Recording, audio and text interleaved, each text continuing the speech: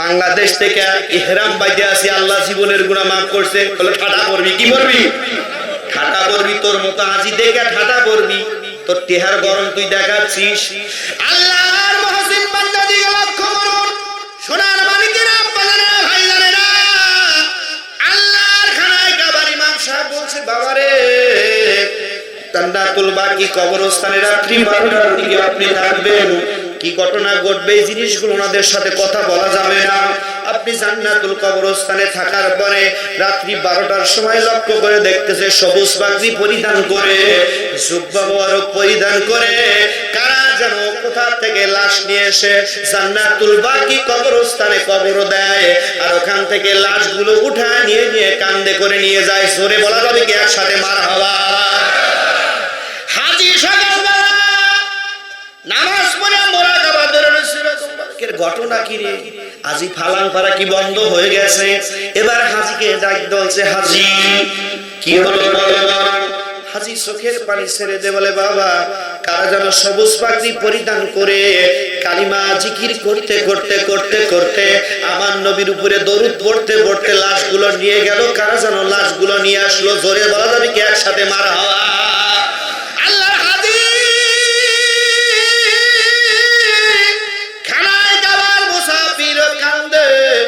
ইমাম সাহেব ডাক দলে, বাবারে যাদের টাকা নাই, যাদের পয়সা নাই, গভীর রাত্রে নামাজ পড়ে চোখের পানি ছেড়ে দিয়ে দে কান্দে, মালিক তোমার মক্কা মদিনায় তোমার রাসূলুল্লাহ রওজায় যেতে পারলাম না, আল্লাহ দয়া করে মেহেরবানি করে আমার নবীর জিয়ারতটুকু নসিব করে দিও। জোরে বলা যাবে কি একবার মারহাবা? এই লোকটা মারা যাওয়ার পরে তিনজন মানুষ কান্দে কবরের ভিতরে নামায়া দেয়। নামায়া দেওয়ার পরে বিসমিল্লাহি ওয়া আলা মিল্লাতি রাসূলিল্লাহ সাল্লাল্লাহু আলাইহি সাল্লাম বলে যখন আপনি অন্য কোন দল চলে কি কথা কয় না রে, চলে কি? ওখানে যা দলের নাম কয়েন যে আমি আওয়ামী লীগ করি, আমি বিএনপি করি, আমি জামাত করি, আমি জাতীয় পার্টি করি, চলবি কি ওখানে? তাহলে আমার আপনার দল হলে আহলে সুন্নাত দল জামাত। জোরে বলা যাবে কি একবার মারহাবা? এই জোরে মারহাবা। এ নবীর উম্মতির আলে ইমাম সাহেব ডাক বলতেছে, বাবারে তাদের লাশখানা কবরের ভিতরে রাখার পরে আল্লাহর হাবিব রাহমাতাল লিল আলামিন নবীর কবর পর্যন্ত, তাদের কবর পর্যন্ত কবরটা প্রসার প্রসার করে দেওয়া হয়। ওই লাশগুলো মদিনায় নিয়ে আসা হয়, আর যত ওরা জরা মরে ওই কান্দে করে তার দেশেই ফেরত দেওয়া হয়। কোন একবার মারহাবা? জোরে মারহাবা। এবার চাচা রাইতে বলছে, ইমাম সাহেব ছেড়ে দে মা, কাজে মরি, ছেড়ে দে মা, কাজে মরি। আমার প্র্যাকটিক্যাল জীবনে বলি একটা কথা, আমি সুন্দর করে আপনার ঢাকা থেকে প্রোগ্রাম করে, গাজীপুর থেকে প্রোগ্রাম করে শ্বশুর বাড়িতে যাচ্ছি। হঠাৎ করে একটা মোড়ের উপরে বড় লোক বাড়ি, গেট আটকানো থাকে কি থাকে না? কতক্ষণ থাকে কি থাকে না? কুত্তা থাকে, কুকুর থাকে কি থাকে না?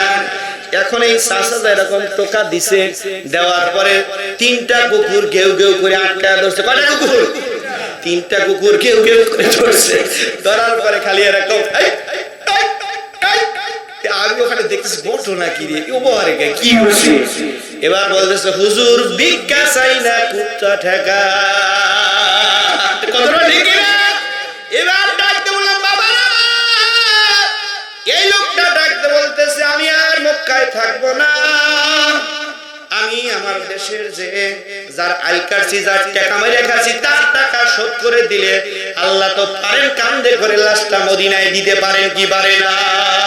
এখন পারে কি পারে না? এ নবীর উম্মতের আলোচনার দিকে চলে যাচ্ছি। মালিক ইবনে দিনারের কথা মনে আছে কিনা? হুজুর আমার কাদায় গাবার গেলাম ধরে কান্দে, আল্লাহ কোন লোকটা 49 বছর ধরে হজ কবুল হচ্ছে না। আল্লাহ তাবারক তাআলা ডাক দে বলে, হারুন নামে একজন ব্যক্তি শাম দেশে আছে। কোন দেশে? বলে কয় না কোন দেশে? করম ধরছে না ঘুম ধরছে? কথা বলতে হবে আমার সাথে। শাম দেশে কোন দেশে? শাম দেশে ওই ব্যক্তি আছে রে মালিক।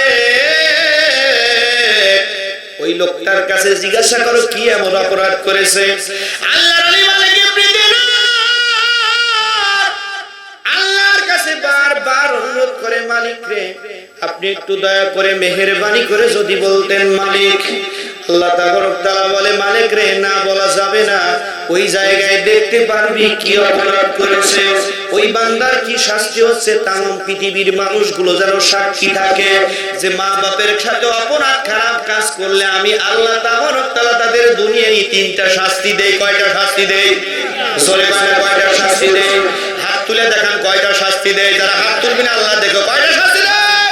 তিনটা শাস্তি দিবে দুনিয়া। এক নাম্বার, ওই ব্যক্তির রিজিকের বরকত হবে না। কি হবে না?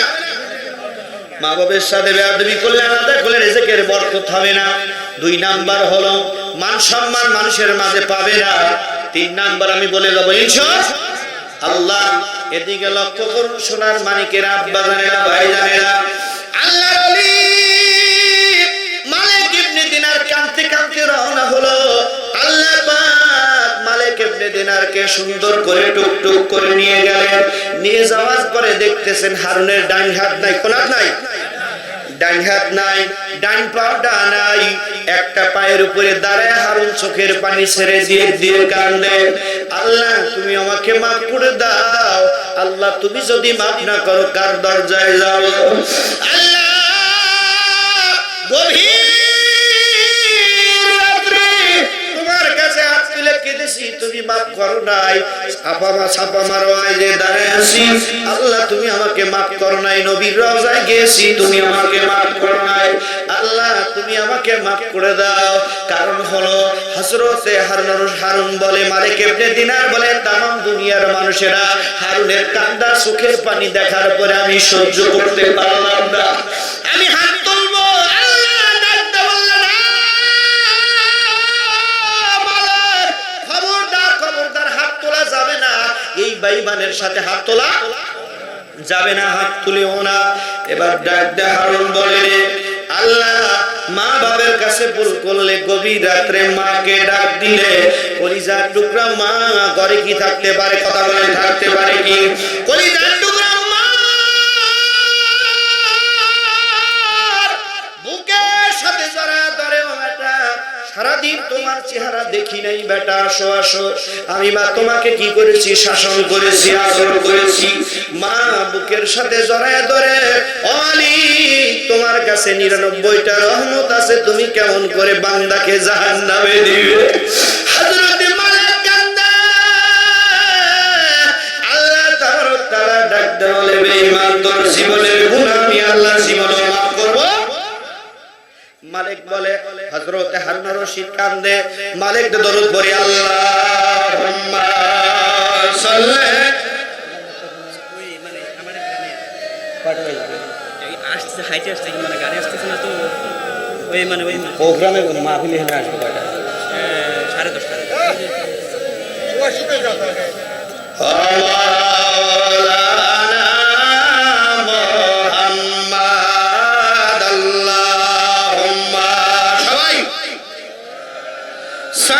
সাইয়্যিদিনা মাওলানা মুহাম্মাদ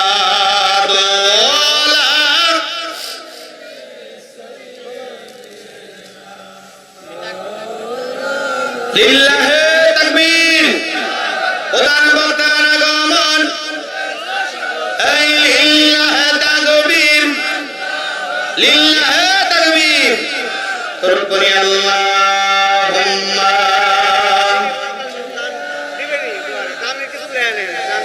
লে ভাই প্রসেসিং করতেছি, তোমার সিস্টেম জানা আছে। ওয়া আলা আলি সাইয়্যিদিনা,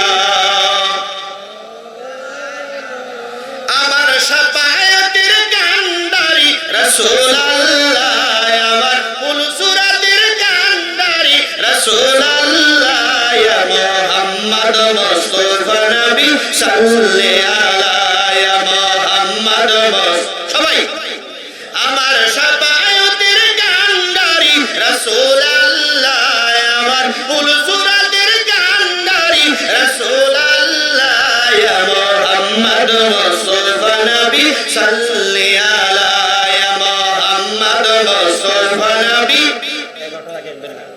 কেউ বা বলে নবী বাবারি বাবা,